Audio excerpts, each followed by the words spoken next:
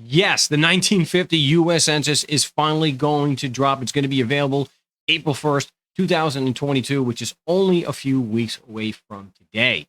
So I'm sure a lot of us have been waiting for this, a lot of information that we're going to be able to get, and we're going to be able to find people that we weren't able to find before. I know with my family, a lot of times they just dropped off. I mean, there's immigration records, and then I have no census records, nothing. So it just leaves it up in the air. I don't know if they stayed in the United States, and for some reason, being Sicilian, they just didn't participate, or maybe they just went back to Cardini, Sicilia, and I don't have a record of that. This will be a way to hopefully fill in a lot of those gaps. So the United States federal census is every 10 years. Let's say 1950, 1940, 1930. And it takes 72 years for them to release it. So that's why it is being released on April 1st, 2022. Like it says here, this is on FamilySearch.org, news release about the 1950 United States federal census being released. And says another reason to mark your calendar on April 1st, a massive volunteer project to make these images searchable for free on Family Search will begin. We take a look. I talk about this a lot. This is the catalog for FamilySearch.org, and you can get a free account. So you can go to catalog. You can plug in what I've done, Cardini, and then hit search. This is what I have. Now they go back, again, this is really good. We're very lucky here. 15, we're not just from Cardini, but we got some of the best records online. 1527. But these are just images. You cannot go to the search function and go to records and find these. They're not searchable yet. That's the indexing program that FamilySearch.org has. So a lot of these do have written indexes that these are church records. So a lot of these records do have indexes. So it cuts down on the time. So you don't necessarily have to go page by page, but there's so much really good information in these records that it's not really a big deal. Hey, we have a Noto, which is Mia Familia. So these are marriage records. Again, these are not searchable. So it's not like we can go up to search, go to records, and we'll plug in Mio Bisnono.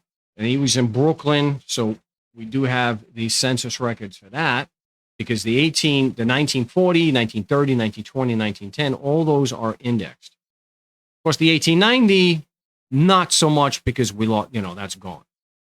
We'll go to more options here. We'll put a spouse in, nympha. Go to search. Again, we can't do this yet with the 1950 census. So here we've got a death record. So here's an example. You can search. You can get the actual document. Now, somebody years before participated in the indexing program and was able to take the information from this document, plug it in so it's attached to the image electronically. So then it is searchable. 1950 census won't be able to do that unless we go to FamilySearch.org and see here. This is where we're able to do that. So you go to the indexing.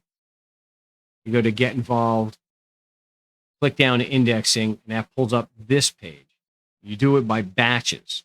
Unfortunately, there's nothing available today for me to do this while I'm doing the video, but suffice to say that when you are able to do that, you'll see an image. So we'll go and we'll look at an image like this. This is the 1940 census. This is Mia Familia, the Rendazzos. Mia Nono is not on here because he was married by 1940. So what happens is you get an image like this, and then you'll have windows that will be set up specifically for particular parts of the census. So you'll have the name, what the relation is to the head of household, the wife, the daughter, the grandson. And then you'll get all this information here, the personal description, the education, the place of birth. And so you'll go line by line, and you will plug in every one of these.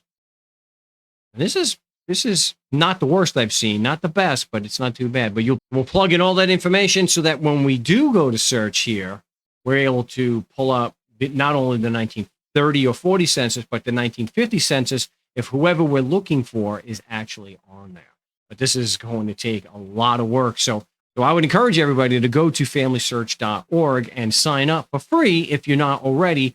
Even if you just use it, you're already on Ancestry or MyHeritage, something like that. Even if you use it just to help with the indexing program, so that the more of us that do it, the faster it gets done, and the faster that the 1950 census as a whole will be searchable on Family Search and also on Ancestry and other services. I'm Mark. Thanks for watching. I'm really looking forward to actually being able to search the 1950 census.